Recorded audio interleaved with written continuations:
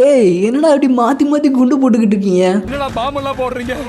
மக்களே, இப்போ ரீசெண்டாக ஒரு சில வருஷமா நம்மளால நிறைய வார்ஸை விட்னஸ் பண்ண முடியுது. இந்த உலக தலைவர்கள்லாம் என்ன நினச்சிக்கிட்டு இருக்காங்க தெரியல, மாற்றி மாற்றி மிசைல்ஸ் லான்ச் பண்ணிக்கிட்டு இருக்காங்க. சரி ரைட்டு, நம்மளுக்கு இந்த உள்ளூர் பாலிடிக்ஸே தெரியாது, இதில் வேர்ல்டு பாலிடிக்ஸ்லாம் பேசி அடி வாங்குறதுக்கு பதிலாக அதை நான் அப்படியே இங்கே அப்ரூட்டாக கட் பண்ணிடுறேன். பட் உலக தலைவர்கள் எல்லாத்துக்கிட்டையும் என்கிட்ட ஒரே ஒரு வேண்டுகோள்ன்றது இருக்கு. ப்ளீஸ் உங்களோட வார் எல்லாத்தையுமே ஒரு 5-10 வருஷம் கழிச்சு பண்ணிக்கோங்க. ஏன்னா நான் பார்க்க வேண்டிய பக்கெட் லிஸ்ட்ல இன்னும் நிறைய இருக்கியா. ஃபார் எக்ஸாம்பிளுக்கு doomsday, secret wars, house of டிராகனோட எண்டிங், GTA 6, ஒன் பீஸ் அனிமேஷனோட எண்டிங், ஜப்பானை சுத்தி பார்க்கறது, எல்லாத்தையும் தாண்டி எனக்கு பிடிச்ச ரொம்ப ஃபேவரட்டான ரொம்ப முக்கியமான ஒன்று தான் ஒன் பீஸ் மாங்கா. இந்த ஒன் பீஸ் மாங்கா கூடிய சீக்கிரத்தில் முடிய போகுதுன்ற மாதிரி ஓடா ஹிண்ட் எல்லாம் கொடுத்துக்கிட்டு இருக்காப்ல. கிட்டத்தட்ட எல்பா ஃபோர்க் முடிஞ்சதுக்கு அப்புறம் லாஃப்ட் டேல பார்க்க போறோம் அப்படின்ற மாதிரி நம்ம ஓடா அஃபிஷியலாவே அனௌன்ஸ் பண்ணிட்டாப்ல. லாஃப்ட் டேல பார்க்க போறோம்னா கண்டிப்பா கூடிய சீக்கிரத்தில் இன்னும் ஒரு சில மாசங்கள்ல ஒன் பீஸ்னா என்னன்றது தெரிஞ்சிடும். ஸோ உலக தலைவர்களே, ப்ளீஸ் என்னோட கைண்ட் ரெக்வஸ்ட், உங்க வாரெல்லாம் கொஞ்சம் நிறுத்திக்கிட்டீங்கன்னா பீஸ்ஃபுல்லா ஒன் பீஸ் என்னன்றதை நான் தெரிஞ்சுப்பேன். பிகாஸ் நீங்க மாத்தி மாத்தி அடிச்சுக்கிறதெல்லாம் பாக்குறப்போ வேர்ல்டு வார் 3 வந்துருமோன்னு பீதியா இருக்கியா. அண்ட் ஒரு வார் ஸ்டார்ட் ஆச்சுன்னா அந்த வார்ல ஜெயிக்க போற கண்ட்ரின்னு எதுவுமே கிடையாது.